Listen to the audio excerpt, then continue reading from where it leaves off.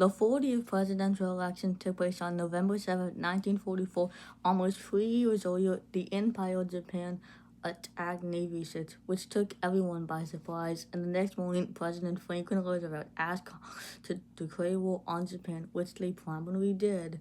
Soon after, the United States also found itself at war with Nazi Germany.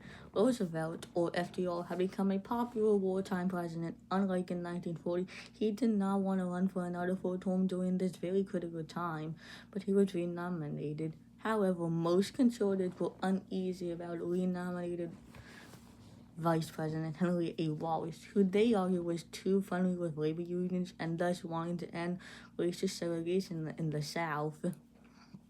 The Democrats chose Harry Truman, a senator from Missouri, as his running mate instead. Still, several conservatives were not happy.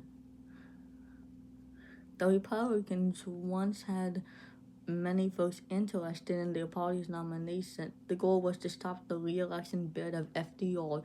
Wendell Willkie was interested again. Thomas Dewey was interested again.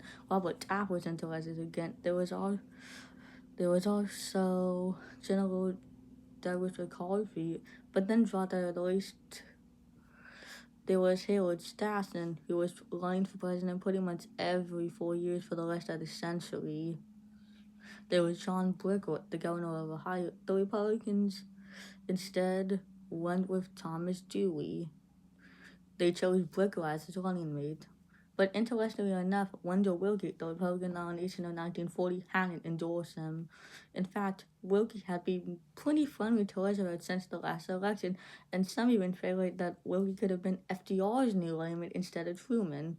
On the campaign trail, Dewey talked fast about how FDR needed to lay off the economy and shrink the size of government, now that the end of the war was in sight. FDR was telling everyone that he was doing just possible to win the war, and most Americans generally agree with that. There was one issue. Some doubted Roosevelt would make it another term, as his health appeared to be on the decline. And here are the results. FDR won, becoming the first and only president to be elected to a fourth term, and he kicked butt again. He received 452 electoral votes and 51.2% of the popular vote. Thomas Dewey finished with 99 electoral votes, getting 45.1% of the popular vote. Harry Truman became the 34th vice president in American history. FDR's decision to go with him instead of Wallace proved to be pretty important, as Roosevelt died next April, less than 3 months after beginning his fourth term. It was Truman, not Henry Wallace, who would become the country's 33rd president.